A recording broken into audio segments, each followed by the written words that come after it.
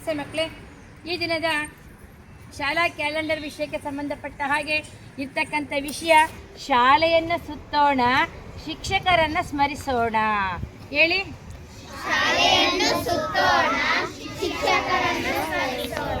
ಶಿಕ್ಷಕರನ್ನು ಸ್ಮರಿಸೋಣ ಅಂತ ಯಾಕೆ ಈ ತಿಂಗಳಲ್ಲಿ ಕೊಟ್ಟಿದ್ದಾರೆ?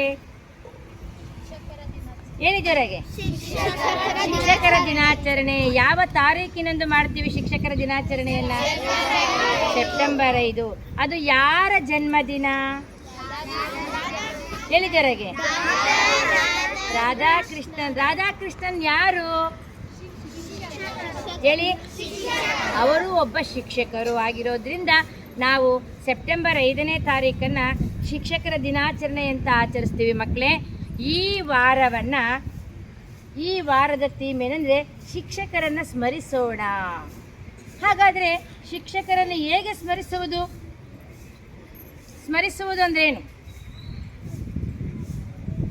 ಅವರಿಗೆ ಗೌರವವನ್ನು ಕೊಡ್ತಕ್ಕಂಥದ್ದು, ಅವರ ಬಗ್ಗೆ ಮಾತನಾಡ್ತಕ್ಕಂಥದ್ದು. ಈಗ ಇಲ್ಲಿ 4-5 ಜನ ಟೀಚರ್ಸ್ ಇದ್ದೀವಿ ಅಂತಂದರೆ ಮಗು ಬಂದು ಅವ್ರ ಬಗ್ಗೆ ಮಾತನಾಡಬೇಕಾಗುತ್ತೆ. ಅವರ ಬೋಧನೆ ಹೇಗಿರುತ್ತೆ, ಅವರ ಮೌಲ್ಯಗಳು ಹೇಗಿರುತ್ತೆ, ಅವರ ಚಟುವಟಿಕೆ ಹೇಗೆ ಮಾಡ್ತಾರೆ, ಮತ್ತು ನೀವು ಶಿಕ್ಷಕರಿಗೆ ಗೌರವವನ್ನು ಕೊಡಬೇಕಾಗುತ್ತೆ. ಆರಾಮ್ಸೆ ಮಕ್ಕಳೆಲ್ಲ ಆರಾಮ್ಸೆ ನೇರವಾಗಿ ಕುತ್ಕೊಳ್ಳಿ, ಬೆನ್ನೇರವಾಗಿರಲಿ, ಗಮನ ಆ ಕಡೆ ಈ ಕಡೆ ಬಿಡಬೇಡಿ ಮಕ್ಕಳು. ಶಿಕ್ಷಕರನ್ನು ಸ್ಮರಿಸೋಣ, ಅವರನ್ನು ಗುಣಗಾನ ಮಾಡ್ತಕ್ಕಂಥದ್ದು, ಅವರು ಸೇವೆ ಸಲ್ಲಿಸುತ್ತಾರೆ ಅವ್ರಿಗೊಂದು ಥ್ಯಾಂಕ್ಸನ್ನು ಹೇಳ್ತಕ್ಕಂಥದ್ದು ಹೌದಲ್ಲ, ಅವ್ರಿಗೊಂದು ವಂದನೆಯನ್ನು ಹೇಳ್ತಕ್ಕಂಥದ್ದು ಹೌದಲ್ಲ, ಅವರ ಬೋಧನೆಯ ಆಗುಹೋಗುಗಳನ್ನು ಹೇಳ್ಬೇಕಾಗುತ್ತೆ ಈ ವಾರದಲ್ಲಿ ಬಂದು.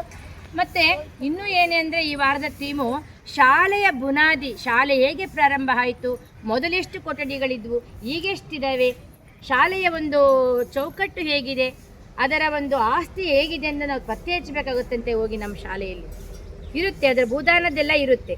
ಮತ್ತು ಶಾಲೆಗೆ ಯಾರ್ಯಾರು ದಾನವನ್ನು ಕೊಟ್ಟಿದ್ದಾರೆ. ಈಗ ಶಾಲೆಗೆ ಯಾರೋ ಒಂದು ಬೋರ್ಡನ್ನು ಕೊಡ್ತಿದ್ರು, ಒಂದು ಶೌಚಾಲಯವನ್ನು ಕಟ್ಟಿಸ್ಕೊಡ್ಬೋದು, ಇಲ್ಲ ಯಾರೋ ಗ್ರಂಥಾಲಯ ಪುಸ್ತಕಗಳನ್ನು ಕೊಡಬಹುದು, ಅಳಿಲು ಸೇವೆ, ಆ ಥರ ಯಾರಾದರೂ ಇದ್ದರೆ ಅವರ ಪಟ್ಟಿಯನ್ನು ಮಾಡಿ ನಾವಿಲ್ಲಿ ಓದಬೇಕಾಗುತ್ತೆ, ಅವರನ್ನು ಸಹ ಸ್ಮರಿಸಬೇಕಾಗುತ್ತೆ. ಶಾಲೆಯನ್ನು ಸುತ್ತೋಣ, ಶಿಕ್ಷಕರನ್ನು ಸ್ಮರಿಸೋಣ. ಮತ್ತು ಇನ್ನೊಂದು ವಿಷಯ ಏನಿದೆ ಅಂದರೆ, ಗ್ರಂಥಾಲಯದೊಳಗಡೆ ಪುಸ್ತಕಗಳು ಯಾವ್ಯಾವಿದ್ದಾವೆ, ಯಾವ್ಯಾವ ಪುಸ್ತಕಗಳನ್ನು ಮಕ್ಕಳು ನೋಡಿದರೆ ಕಣ್ಣಾರೆ, ಅದನ್ನೇ ಇವಾಗ ಇಂಟ್ರೂ ಮಾಡ್ತಾ ಇದ್ದೀನಿ.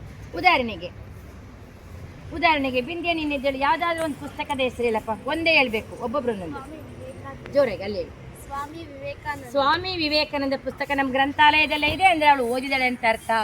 ನೀನೊಂದು ಹೇಳಮ್ಮ, ಯಾವ ಪುಸ್ತಕ ಇರ್ಬೋದು ನಮ್ಮ ಗ್ರಂಥಾಲಯದಲ್ಲಿ? ಕಥೆಗಳು. ಬರಲಿ ಚಪ್ಪಾಳೆ, ಹೇಳಿಗೊಂದು ಕಥಾ ಪುಸ್ತಕ ಇದೆ.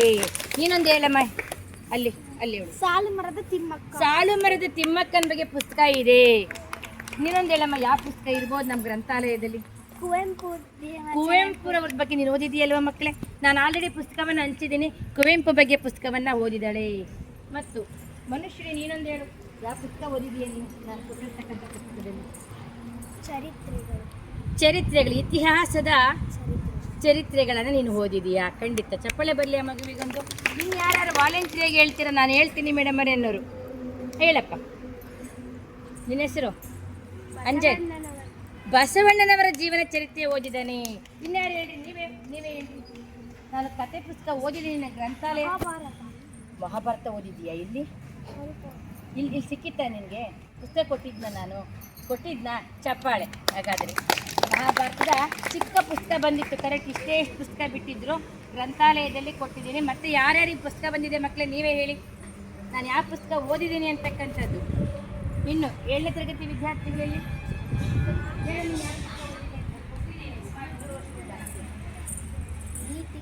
ನೀತಿ ಕಥೆಗಳನ್ನು ಓದಿದ್ದಾನೆ. ಮಕ್ಕಳು ಇದ್ರ ಅರ್ಥ ಏನು ಅಂತಂದರೆ, ನಾವು ಗ್ರಂಥಾಲಯದಲ್ಲಿ ಏನೇನಿದೆ, ಯಾವ್ಯಾವ ಪುಸ್ತಕಗಳಿದೆ ಅಂತಕ್ಕಂಥದ್ದು ತೆಗೆ ಪುಸ್ತಕವರೆಗೆ ಅಂತ ಒಂದು ಕಾರ್ಯಕ್ರಮ ಕೊಟ್ಟಿತ್ತು ನಮ್ಮ ಶಿಕ್ಷಣ ಇಲಾಖೆ. ತೆಗೆ ಪುಸ್ತಕವರೆಗೆ ಅಂತಂದರೆ ಯಾವುದಾದ್ರೂ ಒಂದು ಪುಸ್ತಕವನ್ನು ನಾವು ಓದಿ ಇಲ್ಲಿ ಮಂಡಿಸಿ ವಿಷಯವನ್ನು ತಿಳಿಸ್ಬೇಕಾಗುತ್ತೆ.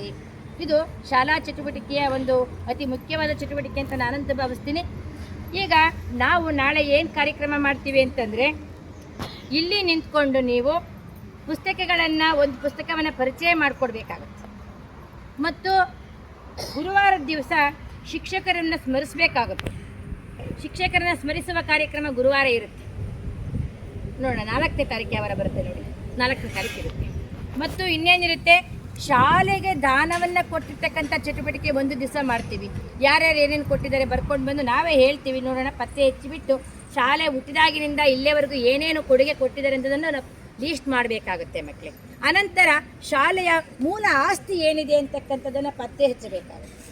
ಇಷ್ಟ ಚಟುವಟಿಕೆಯನ್ನು ನಾವು ಈ ದಿನ ಮತ್ತು ಇನ್ನೊಂದು ಕೊನೆ ಚಟುವಟಿಕೆ ಹೇಳಿದರೆ ರಾಧಾಕೃಷ್ಣನ್ ಅವರ ಜೀವನ ಚರಿತ್ರೆ ಇಲ್ಲಿ ಓದಬೇಕಾಗುತ್ತೆ ಮಕ್ಕಳೇ. ಅದನ್ನು ಹಂಚಿಕೆ ಮಾಡ್ತೀನಿ, ಯಾರ್ಯಾರು ಏನೇನು ಓದಬೇಕಂತ.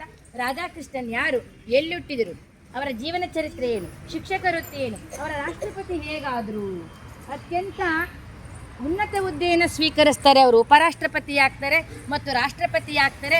ಅದಕ್ಕೆ ಸಂಬಂಧಪಟ್ಟಂಗೆ ಅನೇಕ ಕವನಗಳನ್ನು ನಾನು ಬರೆದಿದ್ದೀನಿ, ಅದನ್ನು ಸಹ ಸಾಧ್ಯವಾದರೆ ಅವತ್ತು ಆಡ್ತೀನಿ ಅಂತ ಹೇಳ್ತಾ ಈ ವಾರದ ಥೀಮನ್ನು ನಿಮಗೆ ಹಂಚಿಕೆ ಮಾಡಿದ್ದೀನಿ. ಈ ದಿನ ಗ್ರಂಥಾಲಯದ ಹೆಸರುಗಳನ್ನು ಮಕ್ಕಳು ಹೇಳಿದ್ದಾರೆ. ನಾಳೆ ಚಟುವಟಿಕೆ ಪ್ರಾರಂಭ ಆಗ್ತೇವೆ ಅಂತ ಹೇಳ್ತಾ ಈ ಒಂದು ಕಾರ್ಯಕ್ರಮವನ್ನು ಮುಗಿಸ್ತಾ ಇದ್ದೀನಿ.